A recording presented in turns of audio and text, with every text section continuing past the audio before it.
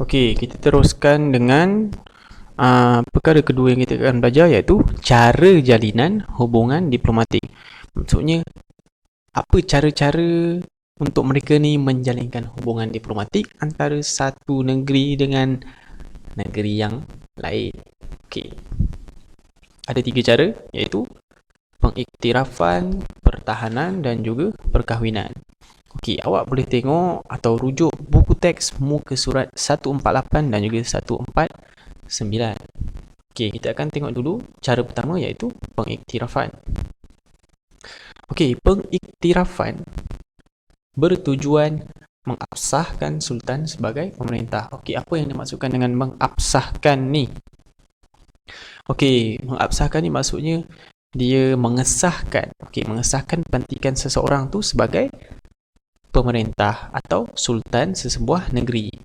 Okey, contohnya lah, okey, Kedah, okey, kerajaan Kedah akan mengiktiraf seseorang dari negeri Kelantan sebagai sultan atau pemerintah.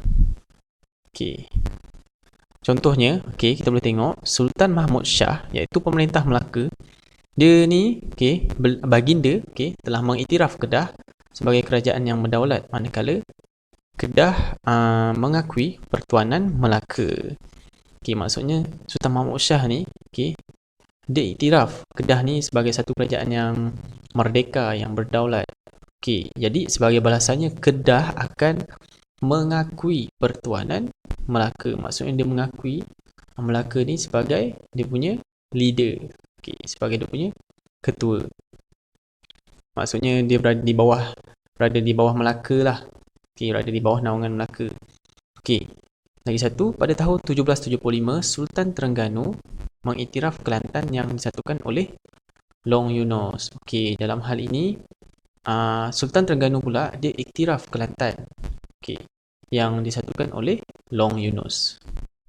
Okey, ini adalah dari cara yang pertama, iaitu pengiktirafan. Okey, bagaimana pula dengan cara yang kedua? Okey, cara yang kedua, okey, dari sudut pertahanan. Okey, pertahanan ni merupakan satu aspek penting untuk meneruskan kelangsungan sesebuah kerajaan kerana dapat mengekalkan kedaulatan sesebuah kerajaan. Okey, macam kita tahu, kalau satu kerajaan atau negara tu pertahanan dia tak kuat, okey, dia punya sistem pertahanan dia lemah, okey, dia akan terdedah kepada ancaman, pelbagai ancaman lah, khususnya ancaman dari luar yang akan menggugat keamanan sebuah negara. Okey, selain itu, kita juga boleh tengok pertahanan ni boleh dilihat daripada sudut bantuan daripada negeri lain untuk membantu negeri tersebut melawan sebarang ancaman yang datang. Okay. Jadi kita tengok contohnya, okay, Long Yunus mendapat bantuan ketenteraan daripada Terengganu dan Reman di Hulu Perak untuk menyatukan Kelantan. Okay, dalam hal ini, kerajaan Terengganu dan kerajaan Reman dekat Hulu Perak, okay, dia telah membantu Long Yunus ni untuk menyatukan Kelantan. Okay, Long Yunus ni dia punya usaha dia adalah untuk menyatukan Kelantan, sebab Kelantan masa tu terbagi kepada dua, iaitu Kelantan Barat dan Kelantan Timur. Okay, jadi untuk menyatukan Kelantan, Long Yunus dia dah dapat. Okay, jadi dibantu oleh Terengganu dan Reman. Okay, itu contoh yang pertama. Contoh kedua, okay, pelantikan Long Gafar dari Reman sebagai Perdana Menteri Kelantan merangkap Panglima Perang telah mengekalkan keamanan Kelantan. Okay. Kita tengok cara yang ketiga. Okay. Cara yang ketiga, okay.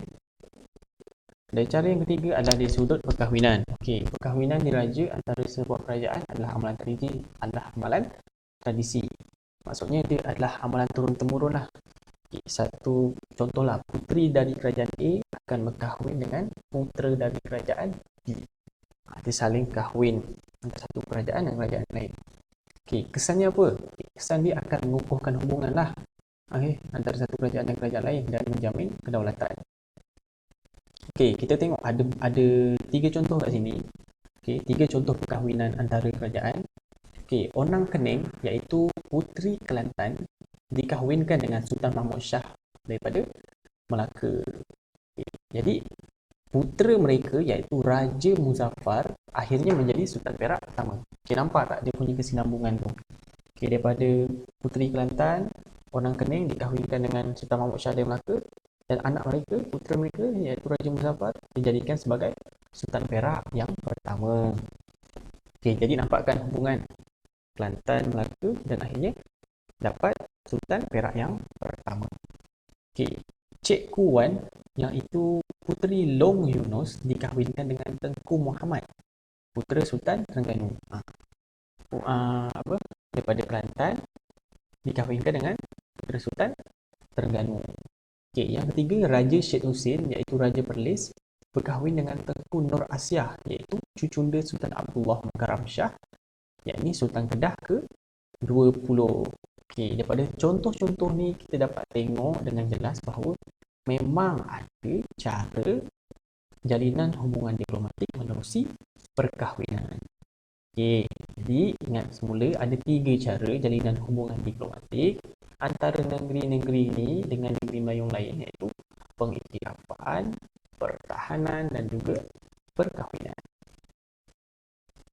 Okey, kita akan tengok aspek yang terakhir. Aspek terakhir ni awak boleh buka buku teks muka surat 150 dan 151. Okey, apa yang kita akan belajar adalah hubungan perdagangan. Okey, maksudnya jalinan. Okey, jalinan daripada sudut ekonomi. Okey, ada 2 iaitu pelabuhan dan juga barang dagangan. Okey, dari sudut pelabuhan, dia berlaku melalui aktiviti perdagangan di pelabuhan. Okay. Pelabuhan ini menjadi asas kepada pembentukan hubungan dengan pedagang tempatan seperti Melaka, Perak dan Johor serta pedagang luar dari Siam, China, Arab dan Kemboja. Okay. Jadi kita akan tengok setiap satu daripada negeri-negeri ini, dia punya pelabuhan dia, lokasi pelabuhan. Tengok yang pertama Kedah. Kedah, dia punya pelabuhan yang terkenal adalah Pangkalan Lembah Bujang dan juga Pangkalan Kuala Merbuk di Sungai Merbuk. Yang kedua, Pangkalan Kuala Muda di Sungai Muda. Lepas tu, dia ada nyatakan juga Sultan Kedah ni, iaitu Sultan Muhammad Jiwa pada tahun 1472 hingga 1506 telah memperkenalkan penggunaan mata wang. Maksudnya tahun masa Sultan Muhammad Jiwa ni memerintah, dekat pelabuhan di Kedah ni, contohnya pelabuhan Lembah Bujang, Kuala Muda dan Kuala Merbuk ni, diorang dah gunakan mata wang untuk aktiviti ekonomi. Untuk Kelantan, Pangkalan Galuh yang bermaksud Pangkalan Permata terletak di Sungai Kelantan. Diorang pun dah gunakan mata wang, iaitu mata wang logam dinar sejak tahun 1181 lagi. Lepas tu Perlis pula pelabuhan ni adalah pelabuhan Kuala Perlis di Sungai Perlis. Pekan Kangar di pertemuan cabang anak Sungai Perlis akhirnya ni menjadi tempat pertemuan pedagang. Okey, yang terakhir Negeri Sembilan. Negeri Sembilan dia punya pelabuhan dia di Sungai Tinggi. Siapa yang menguasai adalah pedagang rembau. Pedagang rembau ni menguasai aktiviti perdagangan. Jadi kita tengok kita dah tengok daripada hubungan perdagangan dari sudut pertama, iaitu pelabuhan. Dia ringkas je. Untuk pelabuhan ni awak cuma perlu tahu dia punya contoh-contoh nama, contoh-contoh lokasi pelabuhan bagi 4 negeri ini, iaitu Kedah, Kelantan, Perlis dan Negeri Sembilan. Lepas tu kita tengok kedua, barang dagangan. Barang dagangan ni maksudnya apa barang-barang yang didagangkan, apa barang yang ada dijual, dikumpul dekat pelabuhan-pelabuhan ni, dekat 4 negeri ni. Kita tengok kekayaan hasil bumi dan kepelbagaian jenis barang dagangan menjadi tarikan pedagang. Dengan adanya banyak barang dagangan ni, mestilah menjadi satu tarikan kepada pedagang-pedagang dalam maupun luar alam Melayu. Jadi kita nak tahu apa dia contoh barang-barang yang didagangkan di setiap negeri ini. Kalau Kedah, Kedah dia memperdagangkan beras, garam, damar, kapur barus dan emas kurai. Okay, pedagang dari Perak dan Melaka membawa barang dagangan seperti arang kayu, papan dan ikan kering ke Kedah. Selain itu, Kedah juga terkenal sebagai pembekal gading dan gajah. Okay, ini adalah bagi Kedah. Okay. Bagi Kelantan, mereka ni memperdagangkan emas dan dikunjungi pedagang dalam dan luar alam Melayu.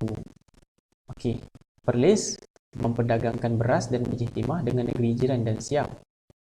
Okey, macam tahu lah Perlis ni kan terkenal dengan sawah padi kan selain pada Kedah. Okey, jadi diorang ni mestilah memperdagangkan beras dan biji timah, perdagangan beras lah, biji timah pun ada dengan negeri-negeri jiran mereka serta Siam.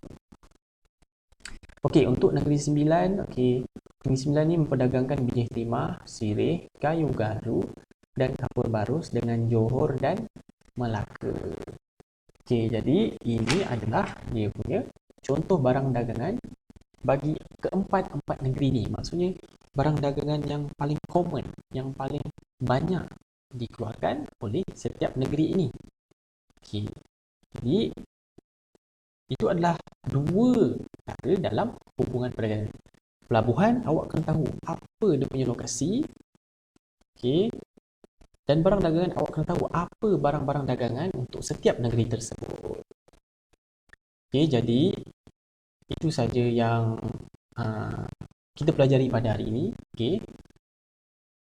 Awak belajar mengenai apa? Okey, awak belajar mengenai 3 perkara iaitu asas hubungan, 3 cara jalinan hubungan diplomatik dan juga 2 jenis hubungan perdagangan. Okey, 3 asas hubungan ialah keserempunan, geografi dan agama. 3 cara jalinan hubungan ialah pengiktirafan, pertahanan berkah dan perkahwinan. Dan yang seterusnya, 2 jenis hubungan iaitu pelabuhan dan barang dagangan. Okey, saya rasa itu saja untuk video kali ini. Okey, lepas ni awak semua dikendaki untuk selesaikan kuis dan juga latihan untuk hari ini.